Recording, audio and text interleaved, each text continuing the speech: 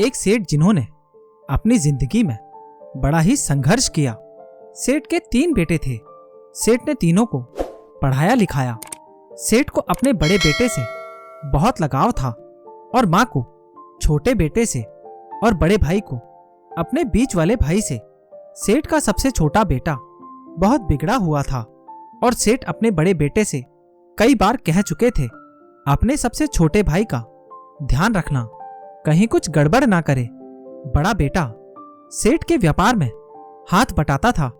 बीच वाले भाई ने अपना अलग काम कर लिया था और अपनी मेहनत से कामयाब हो गया।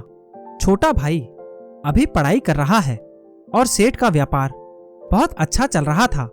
सेठ ने अपने बड़े बेटे की शादी धूमधाम से की और शादी होते ही अपने बड़े बेटे को एक नया मकान भी दिया। मकान देने का मतलब ये नहीं कि प्यार कम हो गया, अलग अलग जरूर हो गए, लेकिन पूरे परिवार में प्यार भी खूब था। कोई भी नया निर्णय आपस में मिलकर ही लेते थे। बीच वाले बेटे की शादी बड़े ही धूमधाम से हुई और सेठ ने उसे भी एक नया मकान दिया। अब छोटे बेटे की शादी का समय आ गया। शादी हो गई, लेकिन इस बेटे को शादी के बाद नया मकान नहीं मिला। उसी मकान में अपने माता पिता के साथ रहने लगा। इस बात को सोचकर बड़ा भाई सोचने लगा, कहीं छोटा भाई ये ना कहने लगे मुझे तो मकान मिला ही नहीं। बड़ा भाई बड़ा ही समझदार था और एक दिन अपने छोटे भाई को बुलाकर बोला, तू एक काम कर, 1 महीने के लिए तुम मेरे मकान में रहने चले जाओ। तेरी भाभी को पूजा पाठ करनी है और माता पिताजी के साथ इसी मकान में होनी है। बड़े भाई की बात मानकर छोटा भाई मकान में चला गया, लेकिन भाई की मंशा ना जान पाया। रोजाना पूजा होती रही, सभी लोग पूजा में आते रहे। महीना पूरा हो गया। बड़ा भाई अपने माँ बाप के साथ व बच्चों के साथ रह रहा था। महीना बीतने लगा।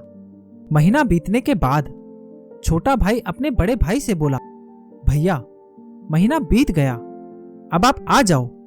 बड़ा भाई अपने छोटे भाई से बोला, देखो तुम अभी वहीं रहो, पिताजी की तबीयत ठीक नहीं चल रही और अभी अभी तो तेरी शादी हुई है, तू अभी वहीं रह। एक दिन अचानक पिताजी ने अपने तीनों बेटों को अलग अलग बुलाया और एक पर्ची दी और कहा, इन पर्चियों को मेरे मरने के बाद ही पढ़ना। समय बीतता रहा। एक दिन पिताजी स्वर्ग सिधार गए। सारा काम पूरा होने के बाद तीनों बेटों ने अलग अलग पर्चियां पढ़ी। बड़े बेटे की पर्ची में लिखा था, बेटे तू मेरा सबसे बड़ा बेटा है, तूने मेरे साथ व्यापार में खूब हाथ बटाया है और हाँ, मेरा मन हमेशा तेरे में ही रहता है और तू भी जानता है कि तेरी माँ का मन तेरे सबसे छोटे भाई में था और तूने कितनी समझदारी से अपना मकान छोटे भाई को दे दिया। हाँ, और एक बात, तू अपनी माँ का और अपने दोनों भाइयों का भी ध्यान रखना, दोनों दिलों के बहुत अच्छे हैं। बेटा ये पढ़कर बहुत रोया।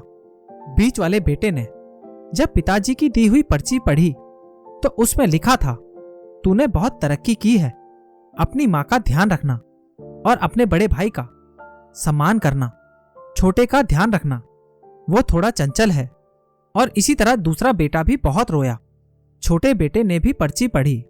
उसमें सिर्फ 2 ही बातें लिखी थी, अपनी माँ का ख्याल रखना और दोनों भाइयों की बातों का सम्मान करना। दोनों तेरे से बहुत प्यार करते हैं। तीनों भाई अपनी माँ के चरणों में बैठकर बहुत रोए। दोस्तों, इस कहानी से आपको क्या शिक्षा मिली है और इस कहानी के बारे में आपकी क्या राय है, हमें नीचे कमेंट बॉक्स में जरूर बताना। और अगर आप पहली बार ये कहानी सुन रहे हैं तो अभी सब्सक्राइब बेल बटन को ऑल पे कर लेना। धन्यवाद।